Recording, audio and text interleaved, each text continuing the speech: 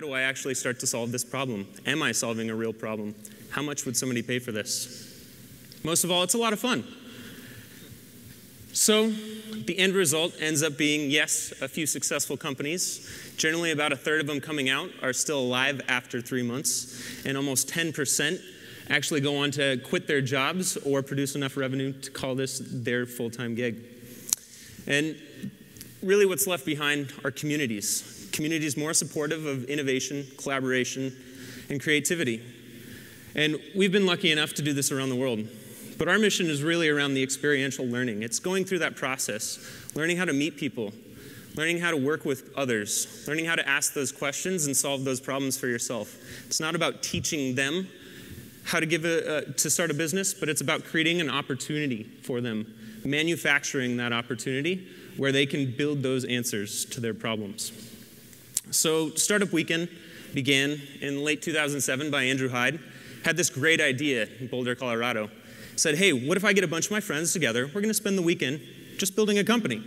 So that caught on like wildfire and quickly went around the US. And 100 people would get together, work on one idea, and then actually Startup Weekend would take an equity stake in the company. SEC wasn't so fond of that. So the model started to open up. And I had actually been a participant in one of those with one of my good friends, Clint Nelson. And he and I were on a road trip through Boulder, Colorado, and stopped by and said, Andrew, we love Startup Weekend. We were in the throes of starting a business ourselves and had gone to the SBA, had gone to SCORE, found those not really helpful. But Startup Weekend had taught us much more than anything else in terms of how to actually launch a company. We told Andrew all of our crazy ideas. He said, yeah, whatever, go for it. So essentially gave us the keys, empowered us, and we jumped off a cliff and essentially went into 130 grand in debt, and we took over Startup Weekend and ended up turning it into a nonprofit and going on a mission to scale it around the world. We started as 3 guys in a condo in Seattle and spent about 1.5 years bootstrapping. And today we're about 11. It's still very much a startup, but we've gone through those throes ourselves. I can't tell you how much it means to go from a basement where we had 7 of our employees just to an office with windows. Just the evolution of a startup. Quite miraculous. And today we have entities across the world, and right now we have at least 220 events by the end of this year. Next year we're looking at over 500 events and about $3 million in revenue. Over 450 events, 97 countries, and dozens of actual successful ventures that are still going today because of it. And we've landed ourselves in some great PR and actually have a book coming out in November. But where are we going with Startup Weekend? Going to continue growing the organization, but most of all, we're going to start to take these communities that are really interested in startups, these entrepreneurial communities, and start to focus them on bigger verticals, problems, creating grassroots movements around these real-world problems like education. How do you get developers, designers, professors, parents together in a room and to start tackling things like education? Well, Startup Weekend is about as easy and risk-free of a way to start that movement, to take those first steps, to tackle those problems. So Startup Weekend, we're in a great place, wonderful. But the world isn't so pretty these days, right? National debt, unemployment, underemployment, even worse. It's really kind of dismal for those entering the job industry, right? And it's up to us. It's not going to be the Republicans, not going to be the Democrats that are going to come up with solutions. It's going to be you guys. We really have a great responsibility on our shoulders to start solving some of these problems. And we've all heard startups, great, this is our solution, this is our panacea. We all know that all of the net jobs created have come from firms less than 5 years old in America. So obviously it's important. But what the hell is a startup? It's kind of a cliche term. We kind of think startup, we think idea. Great, an idea. Ideas are essentially more or less a commodity sometimes. We hear the same ideas around the world with Startup Weekend, more of a trend, but problems are felt by many people, generally. It really comes down to the teams, the entrepreneurs. The entrepreneurs that are passionate enough, because it's this intersection of what you can actually do, what you're good at, what you really want to do, and then reality sets in, you have bills and a girlfriend or a wife and, or a husband, and you need to pay your bills. So To find that intersection is extremely difficult. But I believe that we can increase the tangibility of that for anybody who might want to. Because it's not easy. You guys have all been through it, or at least most of you have. And it's not going to be easy. You are going to have to take the risks. You are going to have to jump off the cliff. It is going to be a lonely road. You are going to work those 20-hour days. So it's really my goal to start to understand those problems that everybody faces as an early-stage entrepreneur in those first steps. Where do you go to start? It's often not as easy of an answer as one might think. But do you have the skill sets needed? I don't know. I've got an idea. I'm passionate about it. Great. Go for it.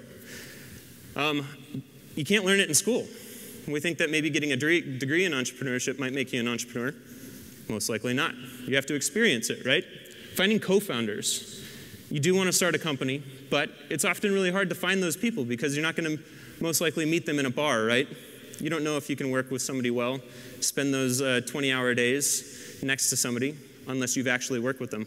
Same goes for finding mentors. Actually finding a mentor that believes in what you do and that you believe that they can actually help you. It really comes down to that experience, right? And then no matter what, being an entrepreneur, you're going to fail. We're pretty lucky in the Western world that our culture really supports failure more than most. But there's still this big problem. There's no actual structure to help entrepreneurs that are failing to come out and to be successful again, because the average entrepreneur will fail 7 times. So we've spent a lot of time thinking about building some vocabulary around how the world actually looks at the evolution of an entrepreneur. Not from the eyes from an investor or from a VC, but how does John enter his community and actually takes those steps? It all starts somewhere, right? Because we know that if we can build a little bit of structure around that, what is pretty much a black box right now, those things that happen in a community, most likely not in universities, but we can create better entrepreneurs. Better entrepreneurs are going to create more startups. More startups are going to create more jobs for our economy and our communities. So again, it comes back to some of the fundamental starts. We have education, so we definitely have to start there. But what is the role of education in all this? Can education teach entrepreneurs as it's traditionally thought about? It can teach entrepreneurs or potential entrepreneurs about previous entrepreneurs. I believe that becoming an entrepreneur is something you can learn, but not in the one-to-many traditional classroom sense. And then we have to think about the fairly linear process our education systems approach today, where the end goal generally is having people come out of school and the pinnacle is actually just getting a job. So we really need to be thinking about how can we get those students coming out of our systems ready to go into the workforce, but also when they find themselves banging their heads against their cubicle 3 years down the road because they have a solution to a problem that they feel every day, they have the toolkit, they have the parachute to make that jump, to start that business, to solve that problem. And so generally a lot of this structure that supports these entrepreneurs when they do take that leap is pretty organic, very community formed. Now, probably this is a little bit harder to see, but this is a map of LA kind of from our perspective of the world. But they're generally a lot of community-driven events, programs, initiatives that really support the people out there taking those first steps as entrepreneurs. And this kind of comes into how we put a little bit more structure into it and what our role is, specifically most of you, as successful entrepreneurs yourself. I'd like to say Adam Phillip, where are you? Adam is from Seattle. Go Seattle. Adam's from Seattle, and he's probably he epitomizes how to be a successful entrepreneur, to give back and to support your community. Help make that dream of becoming an entrepreneur more realistic to anybody. He's at every single community event. He's supporting it. He's giving free advice. He's doing everything he can do to give back to the community. So we need more Adams in the world. If you want to ask him how he gets involved in Seattle. But we have he's really built a relationship with our community. And when anybody wants to know where's an IP attorney I can go talk to, it's Adam. But a lot more than that, it's doing little things. If you have empty desks as a startup, you've got 5 empty desks. If you meet startups, you go to these events, give them your empty desk space. Invite them in for free. Maybe give them some money. Tony Hsieh's giving away money to people to move to Las Vegas. He's probably doing more for that community than any single person there. Offer your time, office hours, mentorship. Who here is a mentor or works with a startup? Wonderful. Mentors are like mushrooms, though. And we all need great mentors. Those are probably the most influential people in our lives as an evolving entrepreneur, right? But what is a good mentor? Because toxic mentors can have pretty bad side effects. Ultimately, they could even ruin your company one day, right? So there's this emphasis about mentors, but how can you be a great mentor? Being a great mentor is being selective about who you work with. It's a lot about this mentor dating type relationships. So you all have the potential to be mentors, to get engaged in your community, to help that next generation of entrepreneur. But be very selective about it. Make sure it's something you're genuinely interested in and that you can really help out with. Good mentors generally don't lead the vision of a company, but they really help with direction. They end up being more like a psychologist, really listening to the real pain points that entrepreneurs are feeling, their deepest, darkest secrets, taking a step back, analyzing it, relating it to their experiences, and then giving them some advice.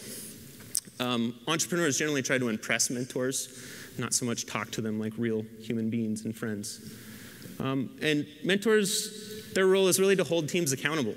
It's kind of like when you were 10 years old and you got in a fight at school, you come home and your mom and dad are sitting there with their arms crossed and they say, "We're not mad, we're just disappointed," right? But mentors end up playing a lot of that type of role as well as challenging them to push the limits. How far can you go? How big can you think? Where can your dreams take you? So when it comes down to it, as you all know, it really comes down to what you do, not what you talk about. That's what you'll be judged by at the end of the day. And we all have this opportunity, especially most of you who have been successful entrepreneurs, become successful entrepreneurs. And it's a really great responsibility that we all have to help that next generation make it to the top. Because at the end of the day, it's about building these communities, building a culture that is more supportive of creativity, innovation, and helping create opportunities that are going to fuel our communities that end up creating more jobs. That'll end up better for our economy as a whole. That's something we can't afford to not take advantage of. Thank you.